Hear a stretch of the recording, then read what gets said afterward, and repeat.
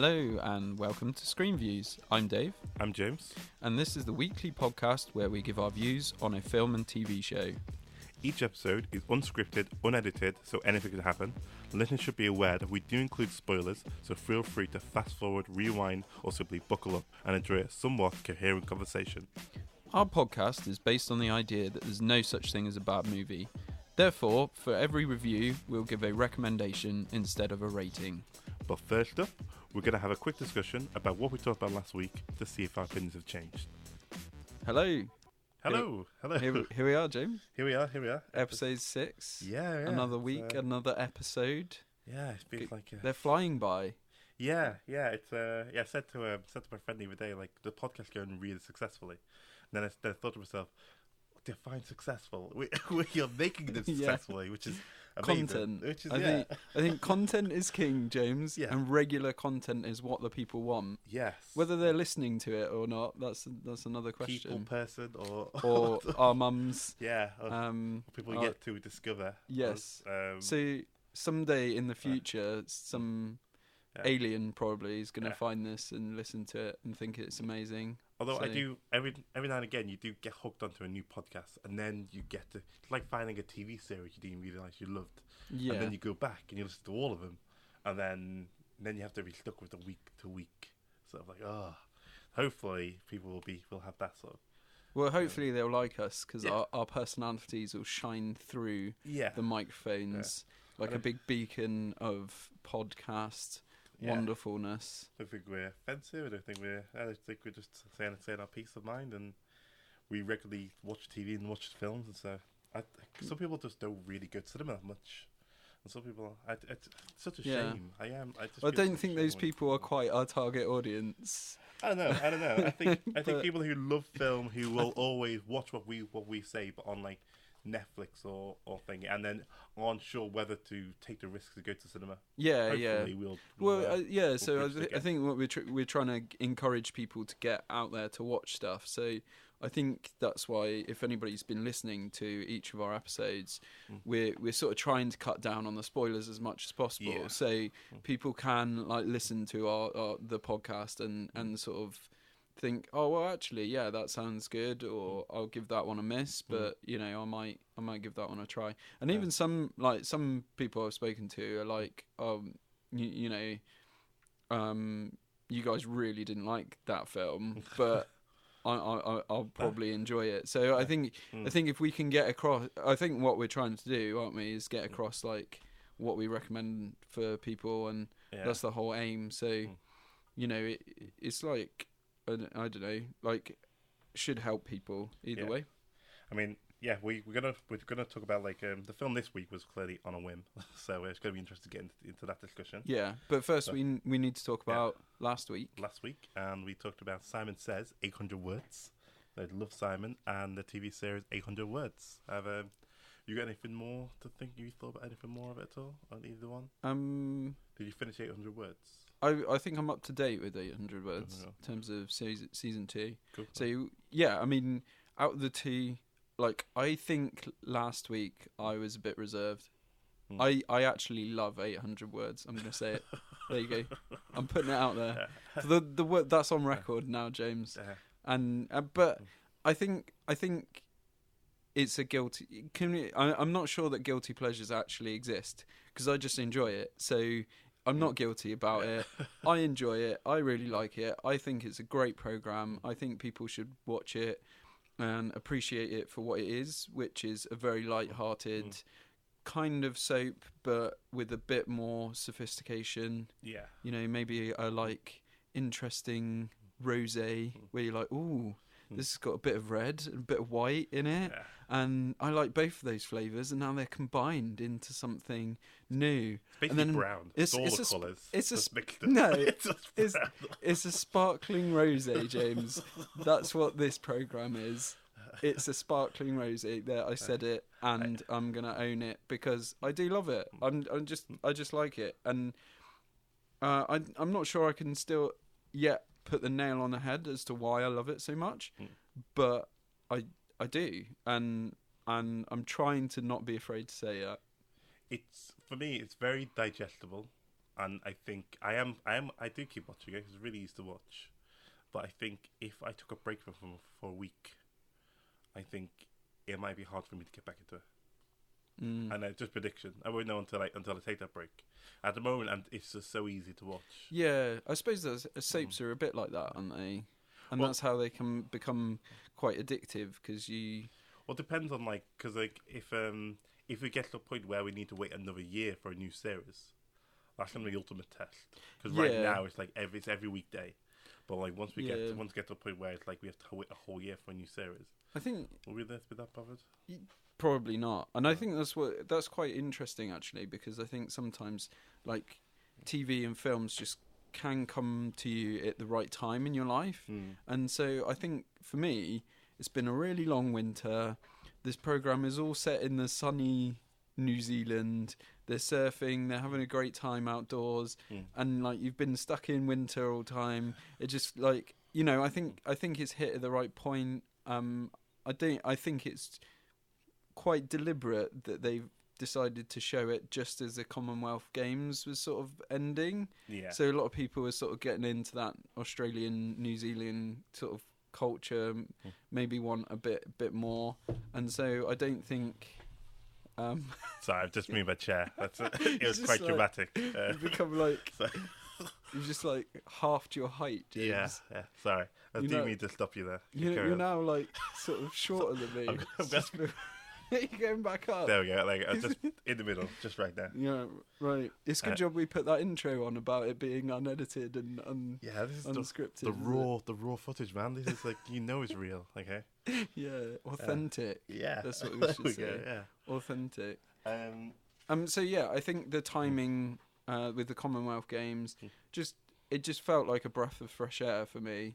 And I think last week I was a bit reserved because, like you say, I think I know deep down it's not a highbrow, artsy kind of show.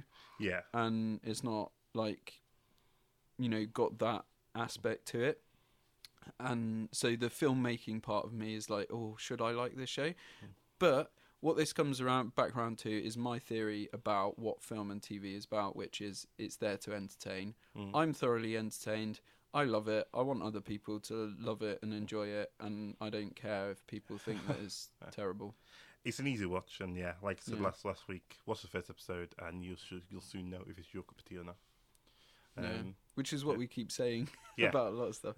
Although there'll be some stuff where I mean we keep referencing stuff from a program. People say, "Oh, you need to watch one or two seasons to get into it." Yeah. We've not come across one of them yet. No, but I'm sure we will eventually. Yeah. I have one or two in mind, maybe. Yeah, me too. Love Simon? Love Simon. I don't know if I said it last week. I didn't enjoy it the second time as much as I did the first time. I rewatched films over again, and I haven't had the tingling or the urge to watch it a third time. So normally I sort of debate to myself, if someone asked me to watch something again, would I actively try and go watch it? I don't think I would actively watch something. Love Simon a third time. I think it's still a great film. I think it's still good, but it doesn't have that sort of rewatchability that a lot of films do have for me.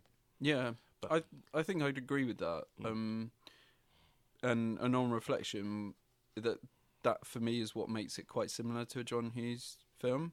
I know a lot of people watch those over and over again, but I mean I watch something like 16 Candles, and I'm just I'm not sure I really want to watch that right now. Yeah. Maybe in about 5 years, if it's on TV again, I might, I'm going to be like, oh, yeah, I'll watch that. But I think it hasn't got that immediate rewatch. No. Although I thought it did, because when you said you want to watch it, I was really excited to watch it again. Yeah. So, and then, but maybe twice is just the right amount. Yeah. Yeah. Okay. But yeah, that's... shall we talk about our first film? Yes. The one that we're both going to avoid saying in full. So shall we... I'll say it full once. Yeah, we'll get it in full once, and then we'll just mix up the name as much as possible. Yeah. So the film that we watched this week is the Guernsey Literary and Potato Peel Society. Yes. Which is based on a book on the same name. And what's it?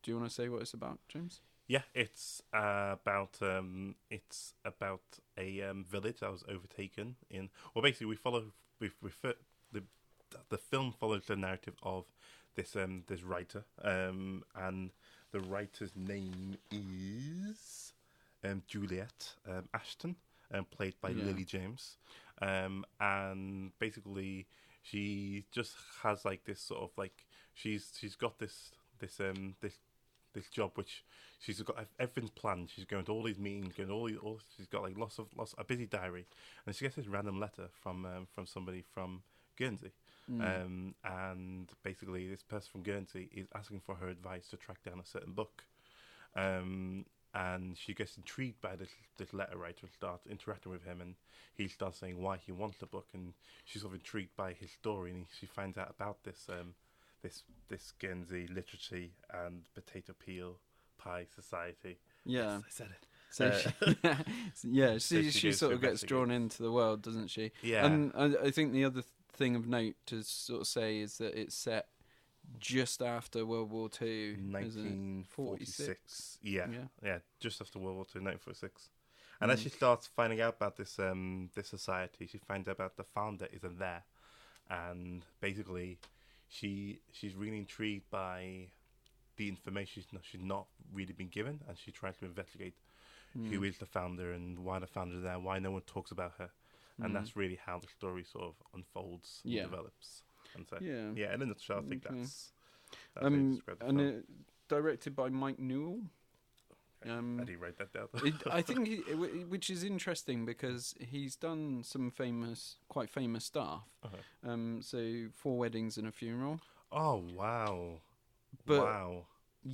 It's I would not it's get that. interesting how Yeah.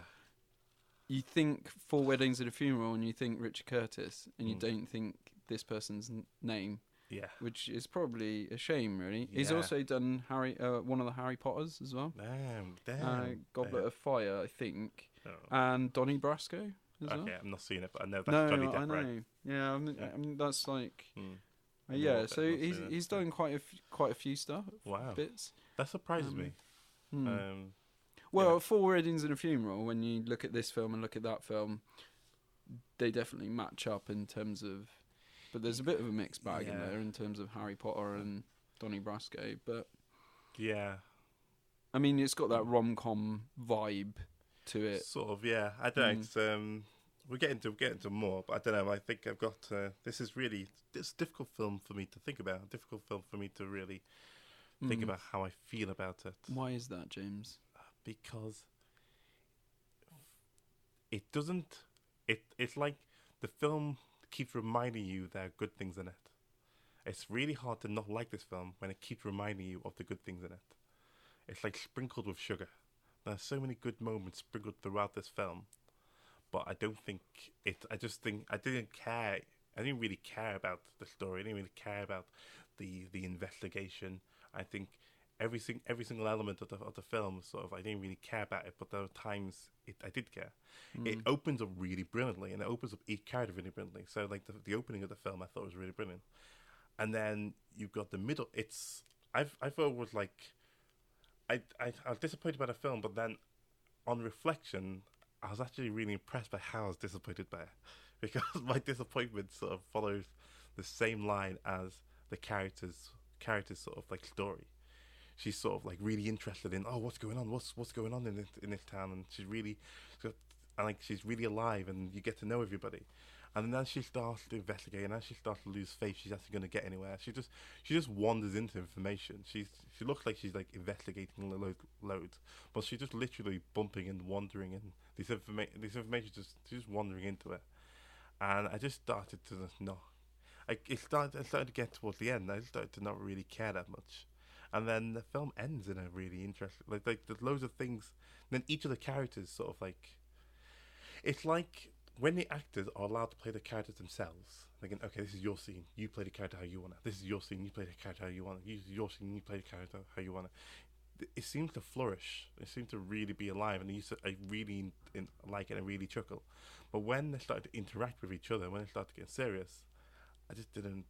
I felt like I just lost the character. The character was just lost to me at that moment, and so I kept being reminded how good the characters are throughout the movie, and I shouldn't have to be reminded of the good things in the film. I should just enjoy the good things.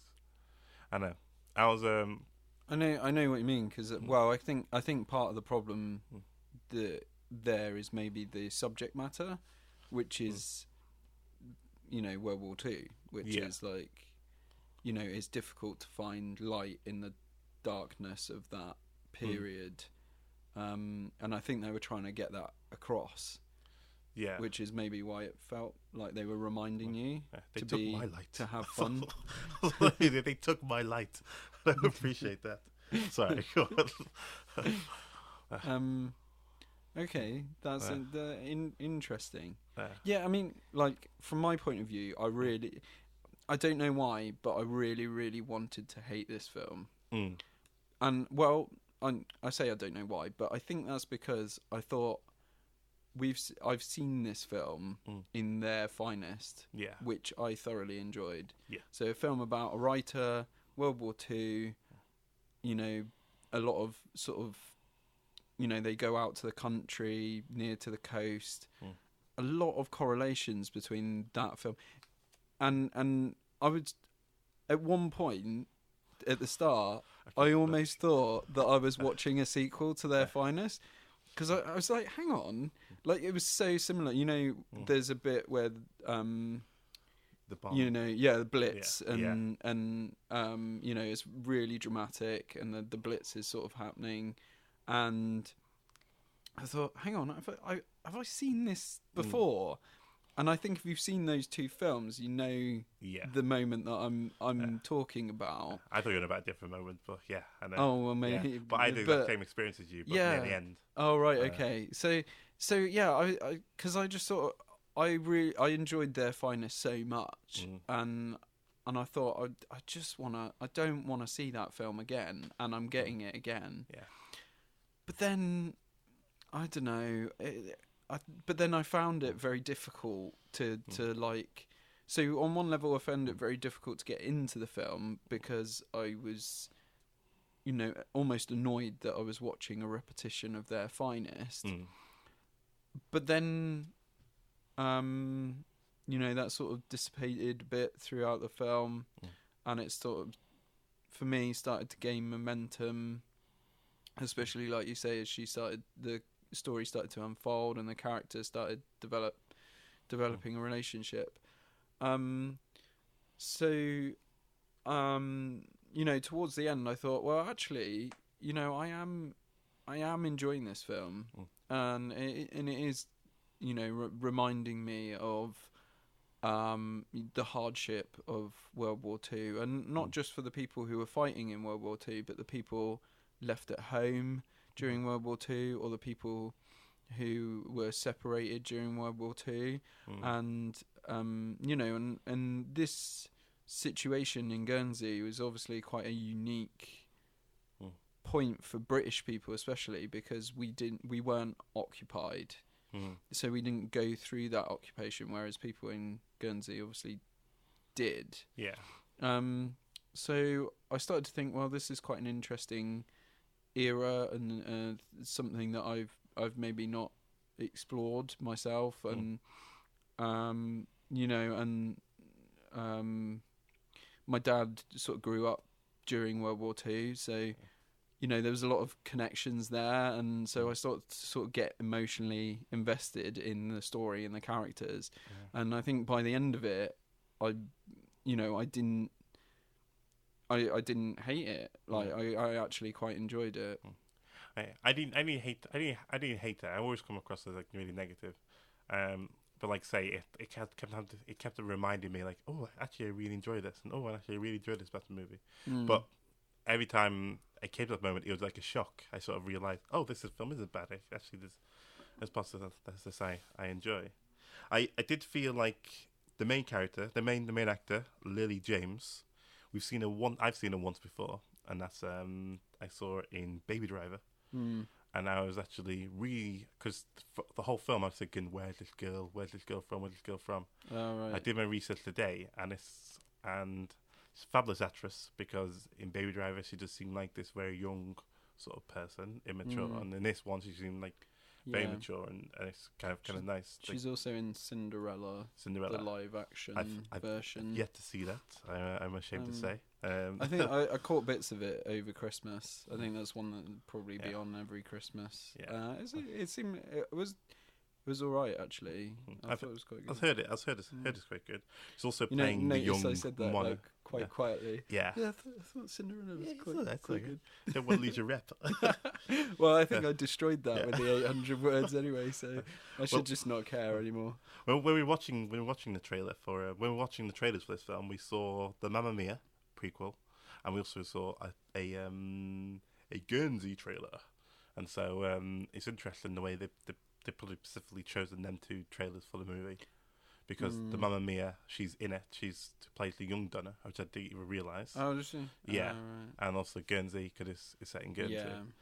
Yeah, not Reminds me, I used to work in a too cinema. subtle there. Not as subtle as your flumps and your Yeah, potato peel snacks. Oh my to, god, potato like, peel turn. snacks! Ah, come on, Harvester. Okay, you go to the cinema, right, and you get like half price Harvester potato peel on the salad bar. Boom, done. Yeah. Healthy eating. But yeah, I agree. Actually, sorry, just going back to Lily James, I do think she was very good in this. Great actress. However, in my opinion, they have hired an extraordinary actress. I can't remember her name. Extraordinary actress, Jessica Finley. And she plays Elizabeth. Yeah, she's really good. For me, she's extraordinary, and it's such a she's shame. in Black Mirror. Yeah, like one of the is it like the very first one? Second episode, 5 million miles, 5 million merits. It's called. I think it's the second episode in the first Yes, series. it is. Yes, because the first one is the pig and the prime minister. Yeah, but I just think she's such a great actress, but I do not think they utilize her very well in this film. I don't know if I thought the casting was sort of really good for both of them, just because I think this Jessica playing Elizabeth kind of stole the show a little bit, and you could argue that you could switch those two actresses into the different roles. Is that what you were going to suggest? Yeah. But I think maybe it was just that the Elizabeth character was a bit elusive and just had a bit more grit from the start. So I think for me, I think the casting there was spot on, because Elizabeth as a character, but also the actress, kind of steals the show a little bit. I have a few like British actresses like in the back of my mind, which I hope one day like be huge, and she's definitely one of them. I think every time I see her in something, she just needs that one big, huge break. Yeah, I'm sure. She's gonna be massive. I totally agree with that. I think she's there's just a charisma there that is done so well, and even when she's not in the scenes where she's not dressed up and she's sort of, she's dressed down a bit and it's quite dramatic. She just like, she does sort of steal the show, like I say.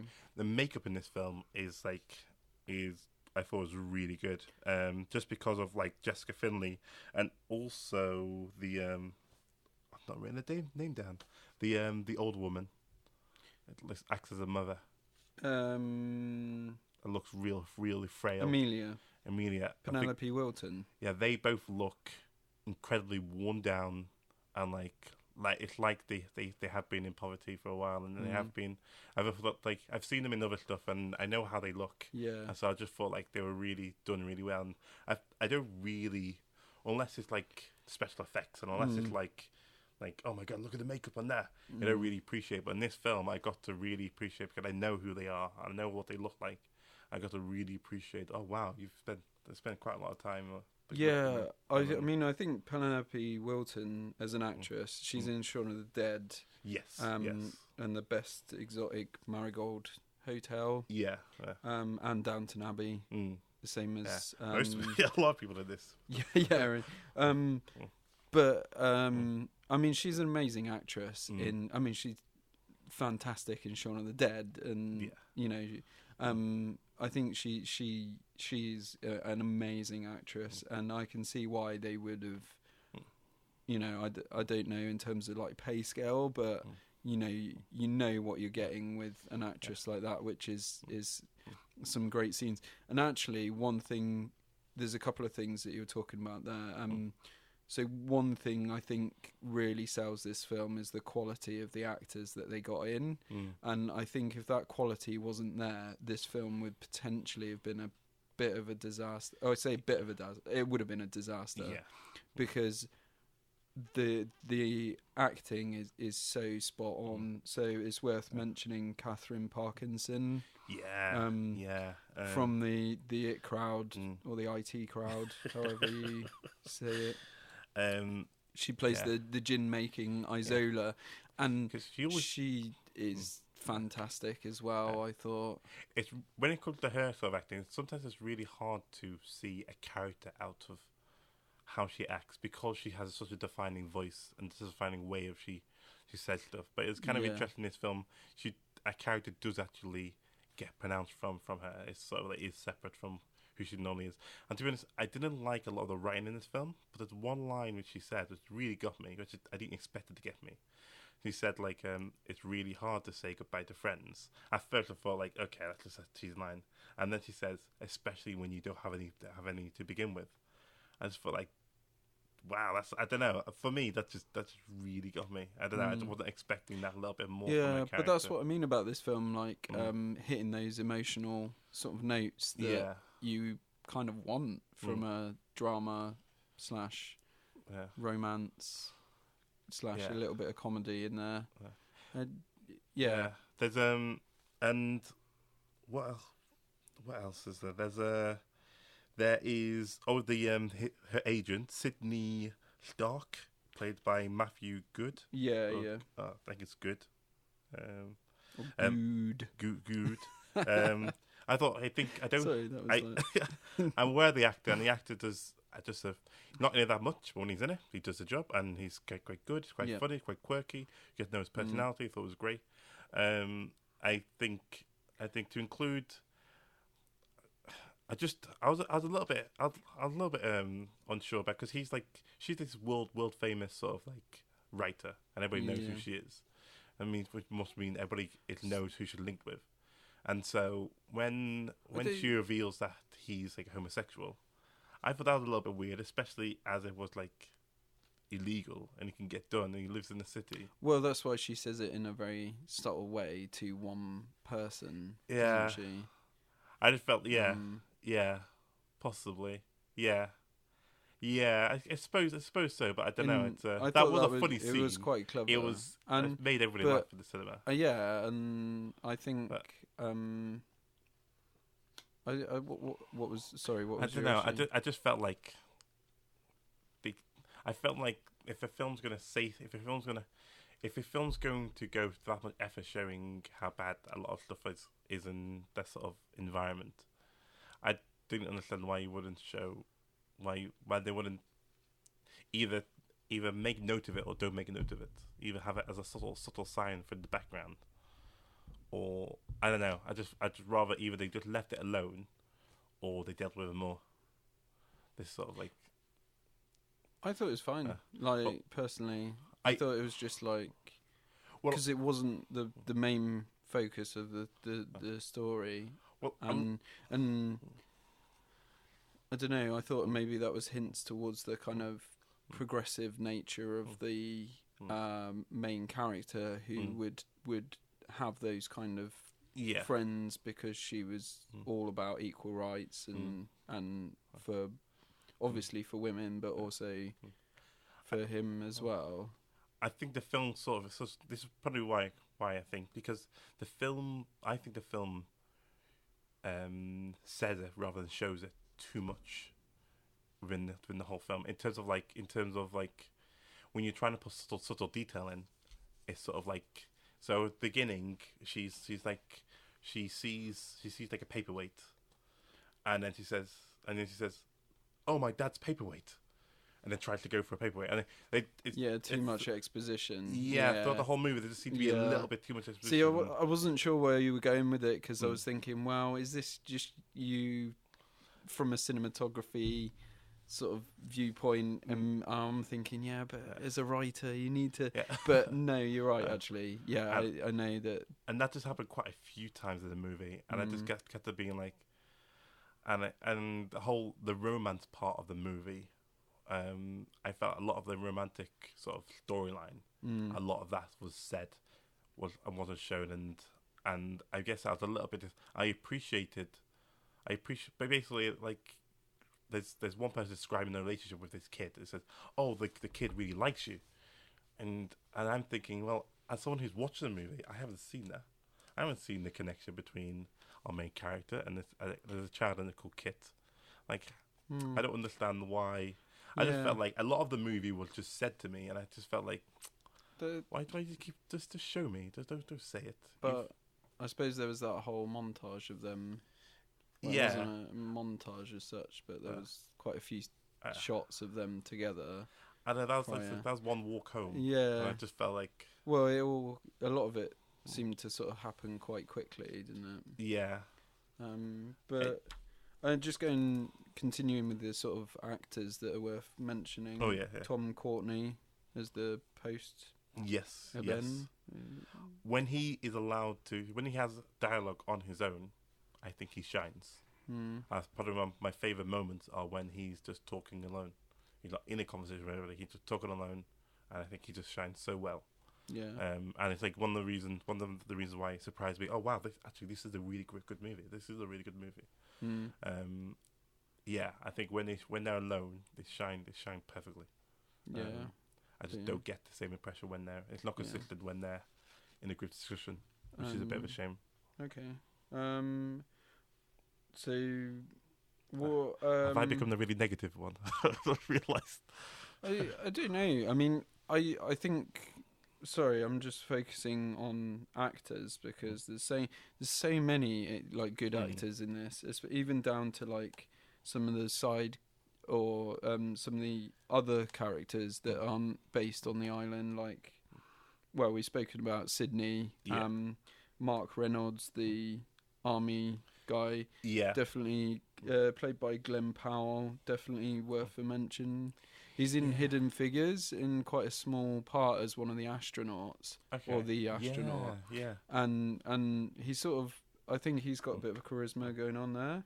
I thought you will realise how good he is until, I don't know. I feel like they left the scene where he shines is right towards the end of the film. Yeah, don't ruin it, James. No.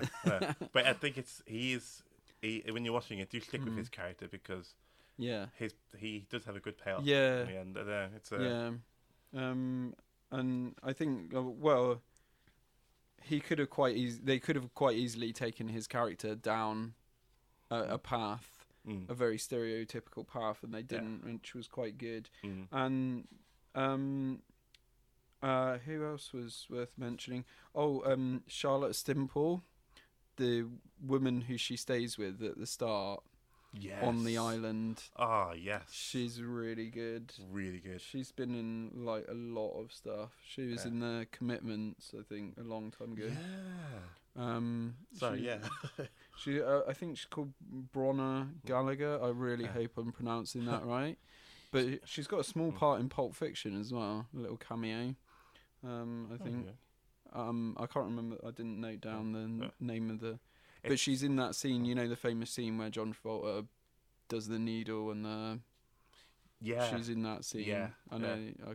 I know. When you see it, you're like, oh yeah, that yeah. But, so I thought she's always great whenever she pops up. The only person that I wasn't sure about was Dorsey. Yes. Maybe it's the British accent. I mean, he's from Holland. Okay. So maybe we can forgive him a bit. Yeah. So is Michelle Huisman. Again, I hope I'm pronouncing that right. But he's in Game of Thrones as this kind of suave You've seen? Have you seen Game of Thrones? Nope. No? No, I haven't. We are still recording. It's just like David went to the shock. Okay. Okay. Yeah. Right. So I think when we're not doing Game of Thrones. What? No, we're not doing Game of Thrones. What do you mean we're not doing Game of Thrones? We're not doing Game of Thrones. What? I'm sorry. Is this where we just? Yeah. Do I need to just walk out? When people were watching Game of Thrones, the in conversation was like, "Oh my god, you've seen Game of Thrones." People have such a reaction of me not seeing Game of Thrones. I think I get more entertainment from not watching it than watching it. Well, I know everything that happens in it because of spoilers. Oh well, then you don't need to watch it because the whole reason watching Game of Thrones is that if you know what's coming, it's still good, but it's not amazing. No. If you don't know what's coming, it's amazing. Yeah, it's still worth a watch though. Yeah, I think as a sort of if you're going to deconstruct television programs, when Game of Thrones came out, I just thought this is it. Like a whole new era of TV is going to come in, and it just didn't happen. So maybe that's a conversation for a later date. Yeah. I just thought with the Dorsey, I wasn't convinced, possibly because of his accent, but also I just thought he was maybe a bit wooden at times. Yeah, no, I totally agree, and I think the line of like, it's like I said, I don't want to spoil things in the movie, but I felt like other characters had to say stuff to explain his emotions rather than him displaying his emotions. I think, yeah, it really wouldn't. And I think the only time he flourishes is like near the end, and you sort of like he's doing something, and you can sort of read what's on his face. And it's the only time I thought, oh wow, I can actually understand like your emotions here, and I can understand your character. But yeah, it's his character most of all. It's said and not seen. You don't really, yeah. It's I can understand why his character is quite reserved to the audience in the first half of the movie. But as we started to find out more about the backstory, as we found out more about it, I thought he would open up a little bit more, and we would actually see more of him. But we just don't. But I totally agree. That's the one character that didn't stick out. One thing I loved about this movie was the kid actors. One kid actor, the boy who works in the post office. Yeah. I thought every time he was speaking, he was professional. He was good. I believed his character. And one thing that I really respected, when he did like a 2-year flashback, whenever they do a flashback when they have kid actors, unless it's dramatically like years and years ago, they'll highlight a different child now. Because it's only like 2 or 3 years, I really respect the fact that they got a different actor to play the kid 2 or 3 years younger than what he was. Yeah, to give that sort of like physical. Yeah, and I never really see it in movies. They always have the same kid but try and make him look younger. When this one, they hired a different kid, but it was believable. I didn't have any issues with them having to say, by the way, Jonathan, you're Jonathan, and they have to do that. And so there's an amazing version of that in Suits, where they get the main character to play himself as a teenager, and it's just incredibly bad. And it's hilarious. It's so it's incredibly bad that you get entertainment out of it because you're just like that was really not the right decision. One thing which I don't think the film does very well is displaying how many people, what the population of this village is. Or Guernsey. Yeah, Guernsey, because you get the feeling there's hardly anyone there, and then you cut to a scene where she's in this room, like full of lots of people, like lots of typewriters, and lots of like, oh, where is she? She's back in the city now. Like, no, she's just in a building in the village. Thinking, okay, I don't even know there's that many people here. Like, I don't know. That sort of that annoyed me a little bit. Yeah, I think, and a positive though, a real positive, I think, is the costume design, production design. I thought it was all stunning, and what I really liked about the production design was I really felt like physically the spaces and how sort of you're transported into that sort of 40s era, and just like with the big doors and everything feels like real. Yeah. I meant to do some, maybe for next week we can do a bit of research into where it was shot and that sort of thing. But Guernsey. yeah. Well, it's Sorry. but what I mean is how much of it you'd be surprised actually, because I saw the bit at the port, you know, when they arrive and there's, she goes up to the hotel and that sort of stuff. Yeah. That looked very, very familiar to somewhere that I've been in England. And at one point I was like, I've been there, and it's not in Guernsey. So maybe we can do some research as to where it was shot. But what I mean is the buildings, the buildings and the sets, they felt, for me, they felt real. Yeah. And so either they've done like an amazing job with the sets and they've really gone to town in terms of redesigning like 40s buildings, or they've actually found 40s buildings. Either way, they did a great job, because I really, you know, I felt like I was transported into that era, and it didn't, for me, it didn't feel, you know, quite often and I don't think this is necessarily a bad thing, but quite often you're not 100% convinced, or you feel like you're seeing a very modern version of an era. Yeah. And this, for me, I think that's okay. A lot of people would criticise that, but I think that's okay, because I think that's the nature of production design and filmmaking. But for this one, I think they just got the balance spot on. And, you know, I felt like they did a really good job with both the production design and the costumes. And I wouldn't be surprised if it did well in terms of some sort of awards in those areas. Yeah. Because for me, I just thought it was really, really impressive that how good a job they did in that regard. Yeah. I thought I finished the film and I was really hoping, because I didn't know the source material, I was really hoping the source material was a story of the Guernsey potato literary and potato peel pie society. I say that 10 times fast. No, I can't do it. I hope the book was based on the book she wrote. And well, this is the thing. I don't think it was a true story, was it? No. So like the film is the book. So in terms of, it's about a woman who investigates this thing, and yeah. So I was a bit like, it would have been nice nod to the book if that was the book she wrote. Instead of film was based on the book, it was based on how the book was created. You've lost me. Yeah, I was hoping it was a true story, but right. Okay, now I'm with you. Yeah. But are we sure on that though? Well, the book is based on a woman who investigates. Yeah. The book isn't the book she writes. It's about the woman who investigates it, and it's about the love. It's like a love relationship. So it's fiction. It's fiction, yeah. It's fiction. Yeah. Okay. Which is a bit of a shame, but hey, like it could have been real, which is like one of the nice things to take away from it. Thinking, oh wow, I could really see this happening. But yeah.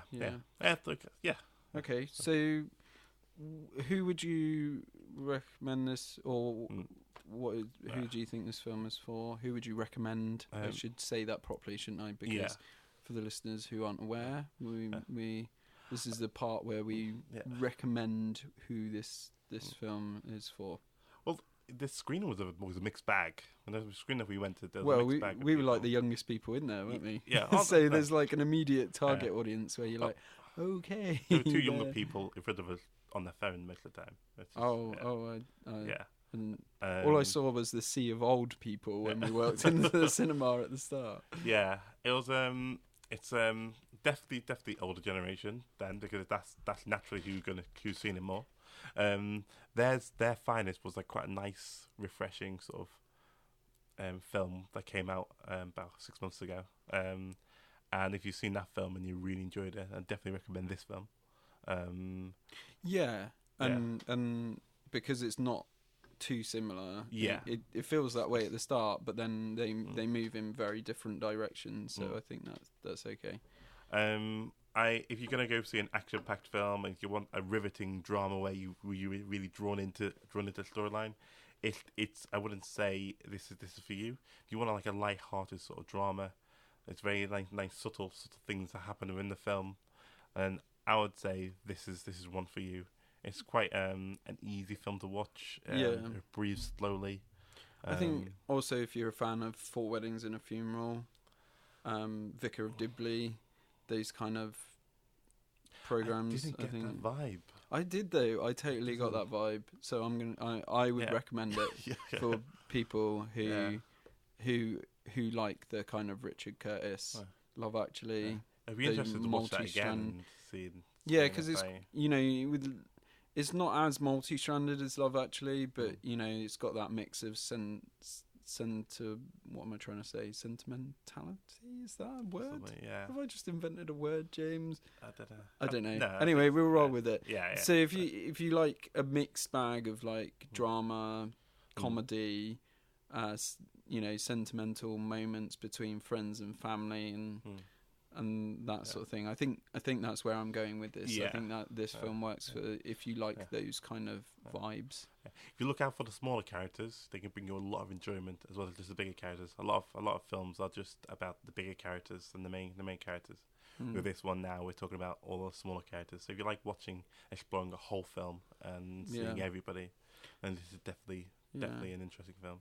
It's also, I recommend it for people who have a love of literature as well. I think that really comes through in the film. Quite a lot, Respect of like what books can do. Almost a bit like what Ready Player One was for us. Or well, for me, not for you, Jed. But you can tell that a lot of the content within the film is about literature and how powerful that can be. And so I think if you like literature, especially classic literature like Jane Austen, Bronte, I think you would have picked up a lot of things. Yeah, that's cool. That's cool. Didn't. But yeah, it feels like a Sunday afternoon film. Definitely another good hangover film. Oh, I'm not sure about hangover film. No, I think. Okay. Is after a hangover? Bit heavy. Well, I just thinking. I just don't think it's. But there's nothing shocking. I know there's unlike Love, Simon, there is a clear antagonist in this, which is the Nazis. Yeah. But if you think about it, there isn't actually any shocking. Yeah. Without giving away too many spoilers, it's not about the gore of the war. It's not. There's not like. Yeah. You're not going to see anything horrific that's going to like haunt you for days. I'm just thinking. I think it works as a hangover film personally. How slow paced it is. I know. I think if you watch it on TV, it's a hangover film. If you could put your remote on the other side of the room, lie on your sofa, and just crash out. Yeah, that's what I mean by a hangover film. If I have the remote in my hand though, you're gonna I'm gonna flip it. I'm gonna flip it. Yeah. You're gonna try and find that Rampage on ITV2. Yeah. It's also a good film to watch with your parents as well. Yeah. Like, so if you want a safe film to watch with parents, grandparents, it's quite everybody's going to get something out of it in that sense. So, like it kind of, it has that generational. Yeah. That's definitely crossover. One of the biggest selling points. Yeah. Anyone could watch it. I'm not sure about younger teenagers, but mature teenagers and above, I think, or if you're just looking for something that everyone, like teenagers and parents. Yeah, I suppose. Yeah. But I'm just having flashbacks to a time when I watched The Girl Next Door with my dad and my gran, and it was one of those things where my dad was like, "Oh, should we watch this?" And I was like, "Oh yeah, it's quite funny, and it's like a teen." And I explained what the film was about, the premise of the film. Yeah.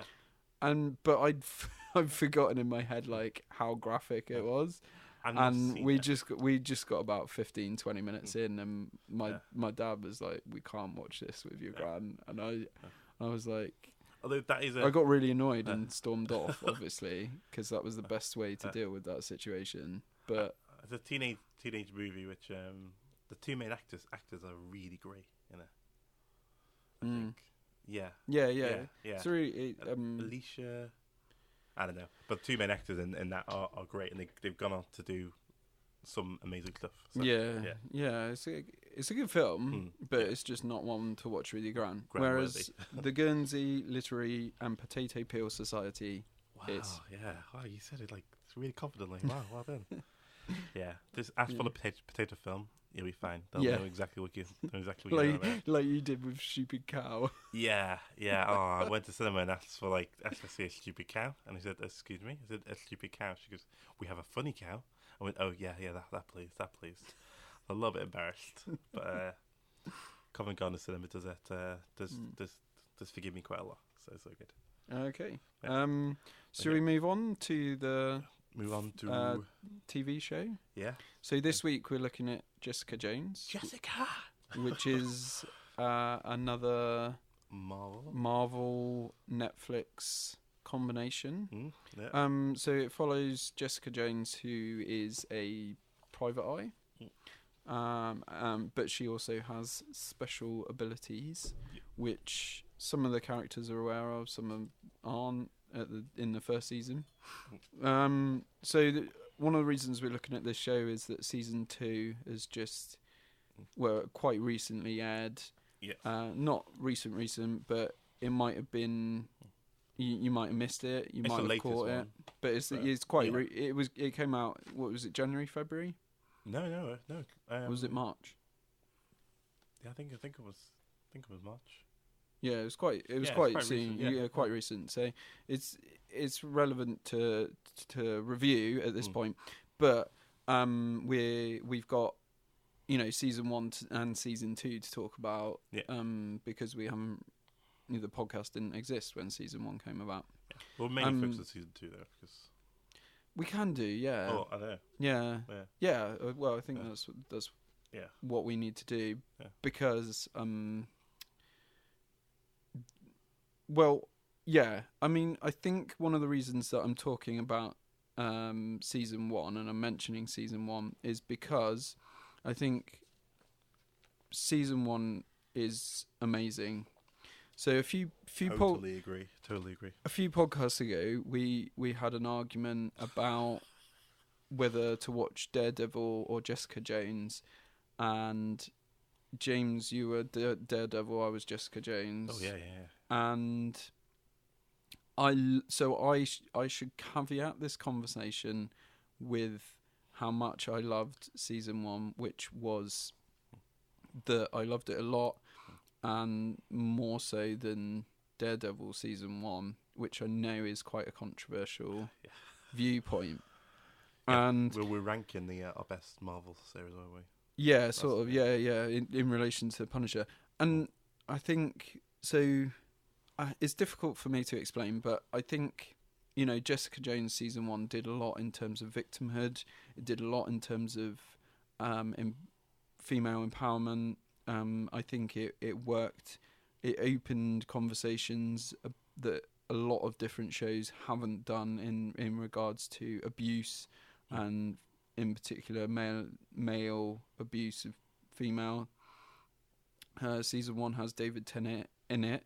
David Tennant. Did he play Killjoy? Kilgrave, that's it. Killjoy's Luke Cage, I think. Oh, is he? I think someone. No, I think there's a character in. There's always somebody called Kill something. Yeah. Spoiler: they're a bad guy. And they like to kill things. So David Tennant is a bad guy called Kilgrave, and he likes to kill things.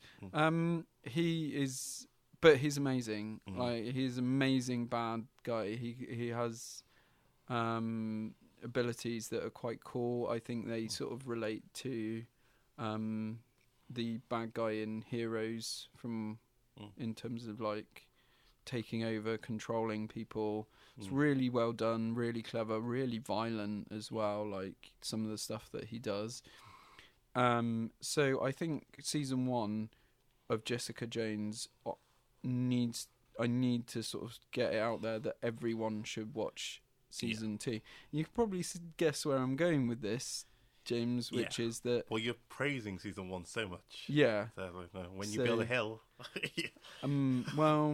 Well, maybe this is the problem, because season 1 was so good. Maybe the expectations were a bit too high for season 2. Yeah.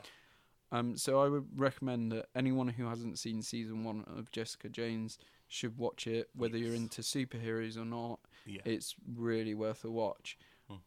Season 2, however, that for me is a different story. Yeah. How did you feel about season 2, James?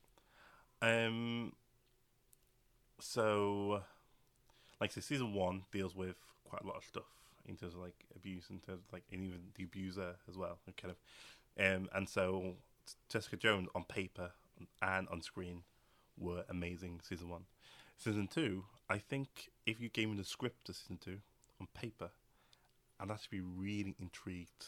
I'd be thinking, I'll be really excited, because what it planned to do and how it planned to so it's sort of it's my sometimes my issue with when it comes to his superhero shows is once they get going and once they've established themselves, it's really hard to then take a step back and reflect and have a self-reflect on who they are.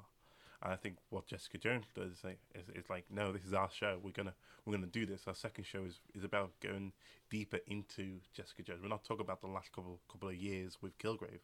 We're now talking about why she is who she is as a person, and her relationship with her parents, and you get to find out more about her past. On paper, I think it's exactly what we needed. In execution, I just bored. I was really bored. I didn't care. I just didn't care about anybody or anything. And it's a bit of a shame that I'm feeling this way. But I just didn't care. It took a very long time to get into it. I had to binge this. There's no way this could have been released on a week-to-week basis, and I would get through it. I would just stop watching it. There's no way I would do it. And I think if you took this season and you squeezed it down into 5 or 6 episodes, I reckon it would have been amazing. I think what it just spread out. You've got to the end of your margarine, you put 4 pieces of toast in the toaster, and you're trying to scrape out that margarine, and you're trying to spread it across each of the pieces of toast. You just can't do it. There's just not enough content. You don't have content for a 13-episode series. Well, yeah. I'm really glad we got to find out about their past, about her past a little bit more. I'm really glad that's done now. That's over. You don't need to do that again, because they needed to do it. They needed to have a storyline to do it. But I don't really want Jessica Jones to be another Captain America sort of storyline where they have to find out all the other Winter Soldiers and we've already seen that storyline before, and so I'm glad that storyline's over. I'm glad we've now delved into her past a little bit more. We don't really need to cover that again, and I don't know. I'm glad the Carter storyline is over. I didn't really like his storyline. I didn't really like his character. I did like his character before he went crazy in the first series of Jessica Jones. Yeah. I didn't really like. Well, that was done really well. I think him go crazy at the end. I sort of did like it, but I didn't like where it was left and how it was left off. It just lingered as about it. I'm kind of glad they tied that up. And I'm just I'm sad. I'm really sad. Well, I think I'll tell you the part that I liked about it, because for the first season I liked her investigating. I think every time she was properly being an investigator in season 2, which is not that much, I think she does shine. So when she's trying to find somebody and she uses mobile apps to find them, and she starts ringing people up and asking, and try not to spoil anything, but do you know? Yeah, I know the bit. I thought that was kind of cool. That's kind of like I can really see someone doing that in terms of like investigating, trying to find their way. And there's I can't think of what else. She's a private investigator. Doesn't investigate. In fact, what is her case in this? Exactly. There is. Yeah. Well, yeah. I mean, for me, this is a good way to take a premise of a show and to strip it of all like the things that make it good, and then make another season, and out of what's left over, and what is left over is quite frankly just rubbish. Yeah. You know, I do like. It's just it's a problematic one because, like, you know, I just feel so depressed that the first season was so good, and then this season just everything that they do with all the main characters is annoying. They reduce like is it Trish? Yeah. Into like she had like depth in the first season. This season she just becomes like jealous and like a bit of a bitch. The lawyer woman becomes annoying, and then the drug addict guy. Just every storyline of the main characters that they weave into this is just either boring, not very well thought out, not very three-dimensional, very basic. I think fundamentally the overarching thing that they were trying to do with this show was trying to make a statement about sisterhood and motherhood and what that's all about and the problems that come with that, and you know, obviously in a very extreme circumstances, because that's what superhero things do, but it just failed on all accounts, and especially with that last point, which is that, you know, the motherhood sisterhood statement could have been done in a very, very interesting and engaging and special way. And it's interesting that you use the word boring as well, James, because I think Rach and I, my girlfriend, we were watching it together, got to about episode 9, 10, so we were quite close to finishing, and without having spoken about it much, we kind of were just watching it, and we both just looked at each other and said exactly the same thing. It was like, should we carry on with this? Like, should we finish this? Is it worth it? Because they just reduce everybody to just like being angry at each other all the time. Yeah. And for me, it's like you watch a program like Suits, and Suits starts off, everybody's angry with everybody all the time. It's kind of what they do. And, you know, they have dramatic moments, then they problem solve, and then they come back together. They have a little interesting rapport, and then something else happens, and then they're back to shouting at each other. And that's kind of the premise of the show. And that's okay, because that's what it starts off as. This season of Jessica Jones, the first season, is not like that. This season just reduces everybody to just these arguing like women so that hate each other, like, and it's just not nice to watch, and it's just not a very good statement. It's not a positive statement for like sisterhood and motherhood. And then when Jessica starts, you know, exploring options in regards to the people around her, and her mum, and like, you know, what do you do? Do you do this? Do you not do that? Like you say, I just get to that point where I'm just like, I don't care, and I don't buy it. Like, she spends ages being against a lot of things, and then suddenly she's going along with it, and then suddenly they're bonding, and then they're not bonding, and just like the whole backstory, I don't think it was like interesting. I think we needed to move forward. I think you can weave the backstory into something. Like you say, what would have been good is if there was an actual clear-cut case and the backstory is, you know, she's on a case, but she's also trying to work out the other stuff. I think they tried to make it convoluted as to who the antagonist is, and it didn't work. Or reading into like rewriting a perfect script. How about she actually takes on the case of the Zoom, the guy who runs really fast. And through that investigating, she starts to understand her past. Yeah, and I thought that's what they were going to do at one point. And to be honest, he was one of my favourite characters in the whole show, and that I think says a lot. The other thing that I think says a lot is the best episode for me, by a long way, a million miles, was when, without too many spoilers, David Tennant comes back. That annoyed me. It annoyed me because I try not to watch spoilers. I try not to get spoiled, but they didn't hide it. They didn't hide that he was returning, like, at all. It's like it was in the trailer, and there's purple in the posters. Oh, I see. I didn't see the trailer. And I was just like, don't tease a great villain when you don't have a great villain. It's sort of like. I can see why that would be annoying. But when you look at, like, because he's only in it for one episode, he's not back. No. He's sort of there. Yeah. But I don't know whether this is just that shows how good a character that character was, or whether it's probably whether it's David Tennant's acting. It's probably a combination of the two.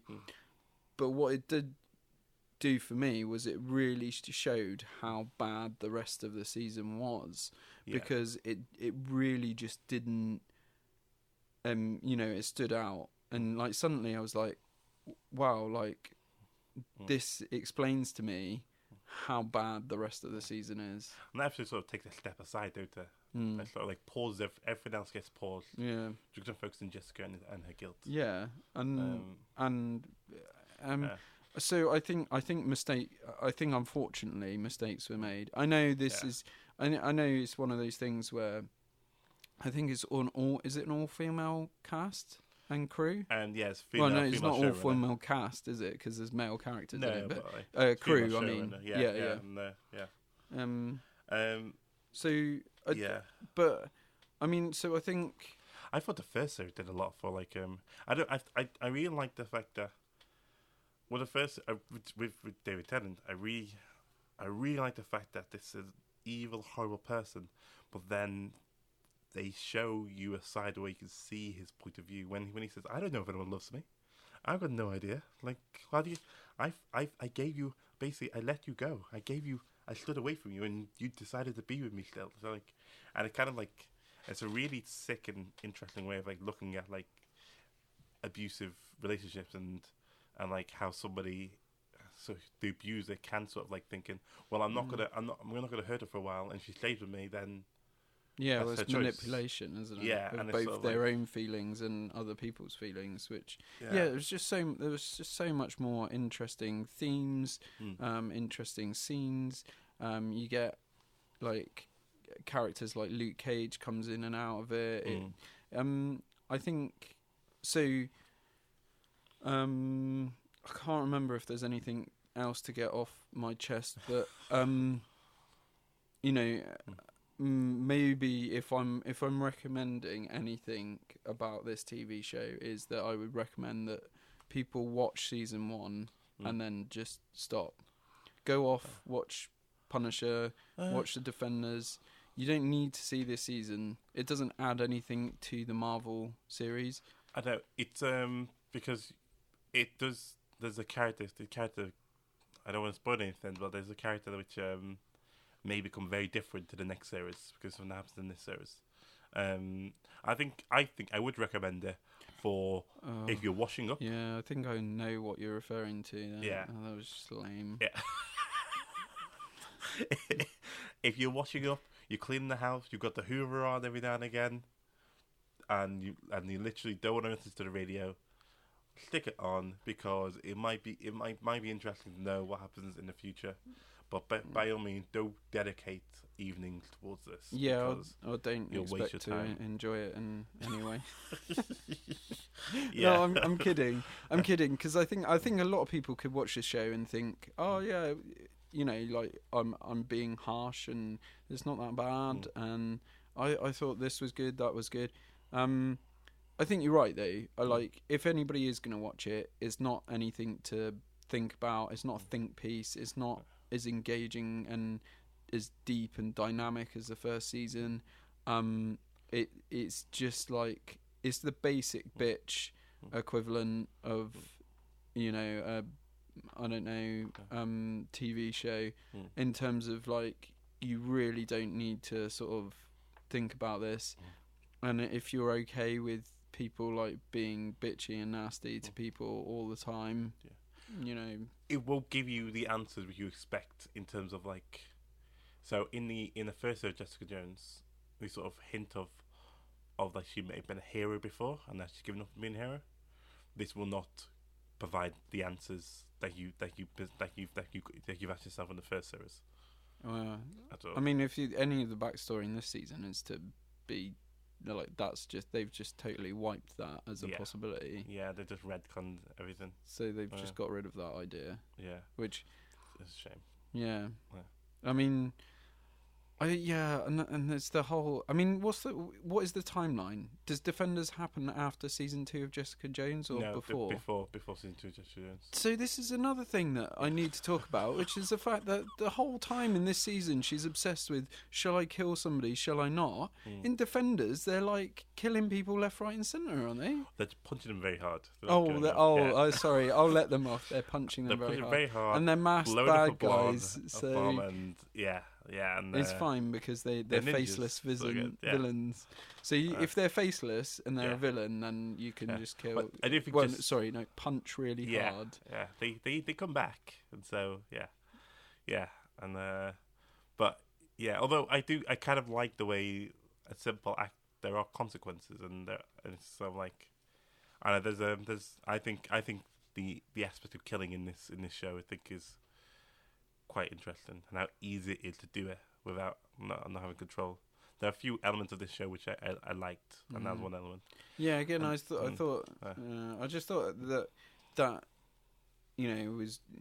could have been I don't know. I think, like you say you said at the start, the idea on paper was maybe quite good, but the execution just wasn't there. And did the British guy have a British accent? I'm still trying to work out. Don't even get me started on his accent. The British guy that can't be British. Yeah, like there was a line that he said about like karma as well, and like it was like an American person trying to write in English terms, and they just didn't know how to do it. It was like it's like they were trying to. It wasn't quite as bad, but it was like they were trying to put in Cockney rhyming slang, but they didn't know what went together. It was terrible. It's like Apple and Beckham, isn't it? Yeah. And you're in Peckham. You're like, what? No, that's not how I don't English know what people you're on talk. about. Like, yeah. So look out for that guy. Yeah. That guy who is actually from England. But is he? Yeah. Damn. And his accent in it is just insane. Yeah. But I think what's worse is the writing, trying to write an American trying to write in a British way. So maybe we can forgive him a little bit because of that. But even then, it sounds at one point like he's from Australia, possibly from America. I think he's maybe a victim of a British actor who's been in America too long, and he can't sort of talk properly. In terms of acting, Christine Ritter, I thought she acted the hell out of it. I did think the people she was with, I didn't think it bounced off the people she was with very well. Like didn't believe her and the main antagonist. But when the writing is so bad, like I don't know. I felt sorry. I felt sorry for a lot of people in the show because a lot of them made good headway in the first season, and just that was just all reduced to some kind of like rubble. I liked the mother-daughter relationship in the first series with the Trish and her mum and Jessica and her mum, and I sort of like they extended that a little bit in this series. I kind of like that a little bit, but not that much. Yeah, but like I say, it's watch it because it's part of the universe, but don't dedicate any time to it. Have it in Yeah. the background when you're washing up, when you're cleaning the house. Yeah, I Can't think lose, I think really. it's an easy watch if you want something that's superhero based, that you can just switch off to. Maybe a little bit more gritty than some of the other Marvel stuff. Yeah. But my recommendation would be is to, it's the last resort. If you've got other stuff to watch like Luke Cage, Punisher, Defenders, get through all that first, and then put this on if you've got nothing else to watch. Even Iron Fist. Iron Fist was later when it first came out. Oh, yeah. Thought this Iron Fist does seem to have more bullet points of entertaining scenes throughout it. Yeah, see, I'm labelling this one as the worst one, but I've not seen Iron Fist. Okay. Oh, that'll be interesting. I want you to see an Iron Fist now, even though now you know it's going to be like bad. No, I've heard it's terrible, and that's why I've avoided it. Yeah. So, that, based on just hearsay about how bad it was. And also, in The Defenders, he's, like, the worst actor and character. Yeah. So, yeah. I think watching that season sort of put me off watching Iron Fist even more, because we were at that point where we were like, well, do we watch The Defenders? And I was like, we haven't watched Iron Fist first. Yeah. But then we were like, yeah, but we've heard it's terrible, so let's just get into Defenders. Although I do like and then his character's explained in Defenders in like the first 10 minutes, and then you're like, oh, well, I don't need to watch Iron Fist. I do like the way how his character now has evolved now and brings into. I'm kind of looking forward to seeing Iron Fist more now. Are they doing a second season of his solo? Possibly. Or they're doing Luke Cage, and there's rumours that he might be in Luke Cage, because there's a comic book line where him and Luke Cage are together. Oh, okay. So they might start spinning his stories with it. I think that's what he really needs. Yeah, he needs those other characters around him to bounce off, Yeah. Because that sort of works in Defenders, because they're there to sort of remind him. They're saying what we're saying, like, really? Come on. Okay. But yeah. So this is a point where we need to move on and discuss what we're looking forward to next week. Yeah. So this is a big one. Yeah. So there'll be the Avengers. Special episode. Yeah. It'll be good. It'll be good. I'll be trying to see Rampage in between then. So it'll be really interesting. But like we'll be doing Avengers, and the TV series we'll be doing is I don't read it down. Okay, so my recommendation is a show that's on Netflix, which is called Jane the Virgin. Oh. So one of the reasons that I'm recommending this show this week, James, is because we've just discussed Jessica Jones. I've said that is a terrible representation of motherhood and sisterhood. This show, Jane the Virgin, is all about motherhood and sisterhood. Cool. Without giving too much away, I think it's much better than Jessica Jones. And I think if you see it, I'm hoping that you will agree. Cool. I'll probably get through the first series by next week. Yes. But here we go. I'll definitely get through the first series. But season 4 in particular is just finished. So I think this is a good one, because I think it's not the most well-known Netflix shows. It's not made by Netflix. No. But it's something that I think we can hopefully recommend for some people to discover a new show that they've not seen before. And so I am really looking forward to talking about it. I know it's not Ugly Betty, but whenever I've heard that show named, I keep thinking of Ugly Betty. I keep thinking the poster of Jane the Virgin. I keep thinking the poster of Ugly Betty, and they merge into an Ugly Betty Virgin poster. Yeah, you see, I didn't see Ugly Betty, which is me, so I can't really make that comparison. But is it bad that we see Hispanic show and we think of the one other Hispanic show that we know? Possibly, yeah. That's just some food for thought there. Yeah. No, I'm not saying you're a racist, James. No. But deep down you are. But no, I think the comparison is because it's got that light-hearted sort of comedy aspect to it with a Yeah. central female character. There is a connection there Cool. Yeah. beyond that. It's just a Hispanic cultural based.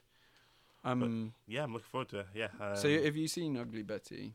Clips of it. My Yeah, sister, my mum and my sister were really into Yeah. it growing up. So yeah, I haven't seen it either, so we might struggle to make that comparison. Sure. So, but you know, we should really focus on like Avengers and what you're looking forward to. Oh yeah, sorry. I don't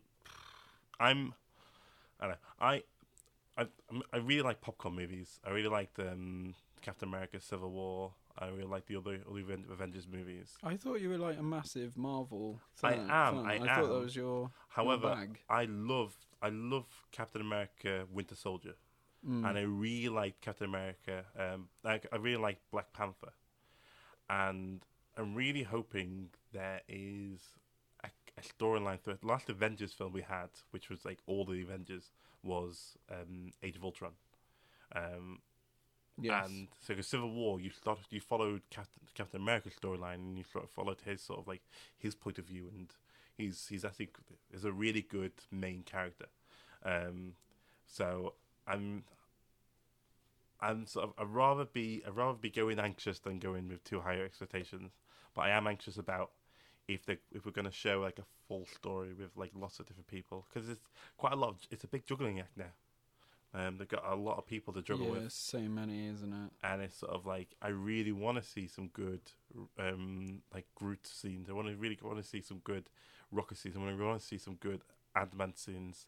I really want to see some, but I'm not sure if I'm gonna. We're all going in there with all the characters we like, but I know it's like, are you gonna get enough of what you want? Yeah, and Yeah, so see, I've missed a few, like Thor, the latest Thor, but I think what you know, I mean I've heard a few things. Like I've heard that possibly what you see in the trailer is there's some hints towards things that aren't going to happen, or well, I've not seen the trailer, so I wouldn't know about that. Yeah, so but I don't know. Well, no, what I've heard is that apparently like Marvel deliberately try and mislead. Oh yeah, they've been people, misleading loads. And you should see their interviews. Yeah, oh my God, their interviews are throwing all over the place. Maybe, might do, this might happen. We might be thinking about this. This storyline might be good to think about. And just here, there, and everywhere. Yeah, trying to throw everybody off the scent, I guess. Yeah. I mean, I think for me is like I enjoy a Marvel film. I'm not like uber excited. Like I'm not like I can't wait to watch it. So for me, the expectation isn't too high. I enjoyed some stuff like Civil War, where the two sides were fighting. Yeah, that was done quite well. So I think like this film has promise in that regard. I think I didn't read the comic book for I've read the comic book for Infinity War, but I read the comic book for Civil War. And I think with Civil War, even though I really enjoyed the movie, I'm a little bit disappointed about what they didn't include in terms of like the reasons why they're fighting. I know Steve has like a little speech by saying like, "Oh, they might force us to do something we don't want to do. We don't have the choice." But that was much more in the comic book. You could see both sides a lot more. Probably you could think, "Oh wow, these are both fighting for reasons," and but hey, like so in terms of story, where are we at? Like, does everybody hate each other? What's going on with the Avengers? So basically, the Avengers aren't really around anymore. But Steve's like giving like Tony a note saying, "Hey, buddy, if you need me, like even though we're enemies, I'm still your friend." Oh, so they have the Avengers disbanded then? Yeah. But basically, Steve said even though we've now separated, even though we're now two teams, even though because they're on, Steve's on the run. He's sort of like a secret Avengers. He's basically held his hand out to Tony and said, like, look, when you need us, we'll be there. But like King Arthur.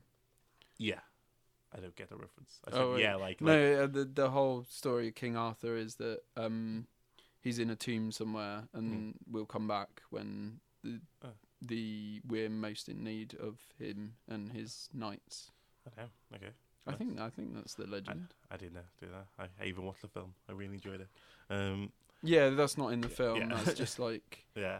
I'm a bit of a. I really like King Arthur stories, so Yeah. I'm a bit of a like. I don't know the stories sort of inside out, but I'm a bit of a nerd when it comes to. King They Arthur. also like the sort of like analogy for knights, aren't they? Protecting the land. Yeah, that's where I'm So, going with that. Yeah. Yeah. So, and we're That's there it. if you, Yeah. you know, the whole. Yeah.